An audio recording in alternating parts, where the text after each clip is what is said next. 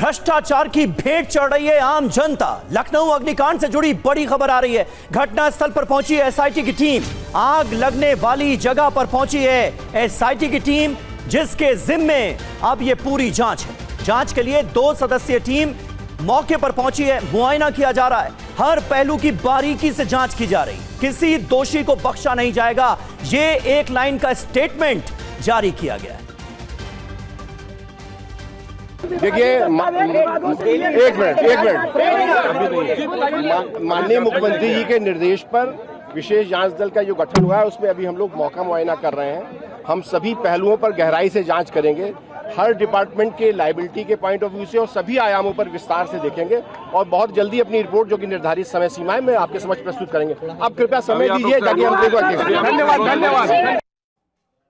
और अभिजीत ठाकुर हमारे संवाददाता इस वक्त लखनऊ से हमारे साथ जुड़ चुके हैं। एसआईटी की टीम को सुपुर्द कर दी गई है जांच। 7 दिनों में सीएम को रिपोर्ट सौंपनी है अभिजीत, लेकिन बड़ा सवाल यह है कि यहां तो हादसा हो गया तो नींद से जागने का दिखावा किया जा रहा है, लेकिन ऐसी तमाम सैकड़ों इमारतें इसी राजधानी लखनऊ में मौजूद हैं जिसके लिए अभी प्रशासन की, एडमिनिस्ट्रेशन की, इस पूरे सड़े गले सिस्टम की आंखें बंद हैं।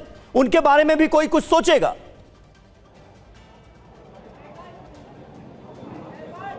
जी निश्चित तौर पर समीर, सबसे बड़ा सवाल तो यही है कि एक घटना पर एसआईटी 2 बना दी गई, लेकिन क्या एक एसआईटी बनाकर तमाम बिल्डिंग्स की स्क्रूटनी की जाएगी और उन बिल्डिंग्स को चिन्हित किया जाएगा जो कि बेहद खतरनाक स्थिति में है और उसमें भी कोचिंग इंस्टीट्यूट चलाए जा रहे हैं, बाकायदा नर्सिंग होम चलाए जा रहे हैं और इस तरीके के कितने ही कमर्शियल संस्थान जो है वहाँ पर चलाए जा रहे हैं। क्या सभी बिल्डिंग्स को छांट कर क्या उनको बंद करने का काम किया जाएगा, सील करने का काम किया जाएगा? क्योंकि यदि प्रशासन ये चाहता है कि अगले बार ये घटना ना हो, अगली बार ये घटना ना हो, अगली बार जाने ना जाए, आग की बड़ी घटनाओं को यदि रोकना है तो ये काम करना पड़ेगा। एक घटना के बाद और 15 मौतों के बाद तो एक एसआईटी गठित कर दी गई है। एफएसएल की टीम आई और अब एसआईटी की टीम भी अंदर मुआयना कर रही है। इस वक्त आप देख सकते हैं कि यहाँ पर जमावड़ा लगा हुआ है मीडिया का भी, और जो तमाम इन्वेस्टिगेशन की टीम है, एफएसएल भी अभी अंदर ही मौजूद है और एसआईटी भी अंदर ही मौजूद है। लेकिन सबसे बड़ा सवाल तो यही है कि 15 जाने के बाद, यानी कि इस एसआईटी की कीमत है 15 जाने, उसके बाद ये जागे हैं और जागने के बाद अब जांच की जा रही है।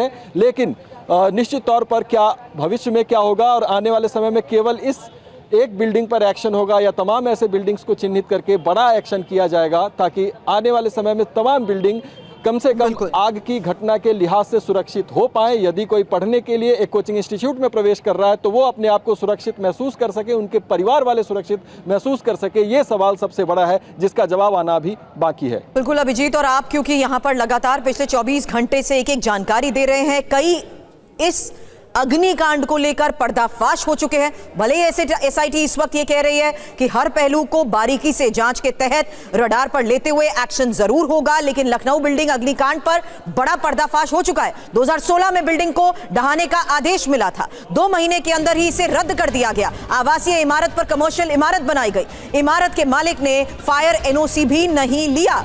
तो जिस तरीके से लॉज का वायलेशन हुआ है उसको लेकर तमाम बड़ी खबरें सामने आ चुकी हैं और सवाल यही कि 2 महीने के अंदर ही आदेश को रद्द क्यों कर दिया गया, रेजिडेंशियल को कमर्शियल कॉम्प्लेक्स, कमर्शियल इमारत क्यों बना दिया गया, और फिलहाल इमारत के मालिक ने फायर एनओसी भी नहीं लिया हुआ था।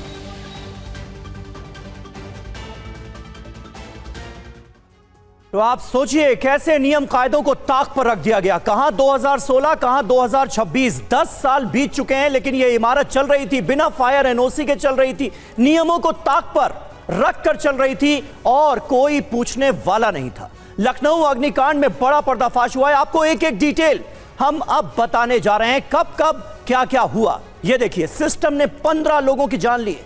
छोटे छोटे मासूम बच्चे हैं, कोई 18 साल का, कोई 20 साल का। 19 जनवरी 2013 प्रॉपर्टी वीरेंद्र सुरेंद्र शुक्ला ने खरीदी। 20 अगस्त 2014 आवासीय उपयोग के लिए जो नक्शा है वो स्वीकृत कराया गया। एलडीए ने मुकदमा दर्ज किया क्योंकि जो निर्माण था वो अवैध पाया गया। इसके बाद 10 मई 2016 को अवैध निर्माण के खिलाफ बाकायदा ध्वस्तीकरण का आदेश दिया जाता है, लेकिन 5 जुलाई 2016 को यह आदेश निरस्त हो जाता है। 2014 में आवासीय इमारत को कमर्शियल बनाया गया था और 2016 में यह गलती एक तरह से पकड़ ली जाती है। आदेश जारी होता है, लेकिन 2 महीने के अंदर अंदर ही आदेश वापस ले लिया जाता है। ये बैकग्राउंड समझना भी, जानना भी जरूरी है।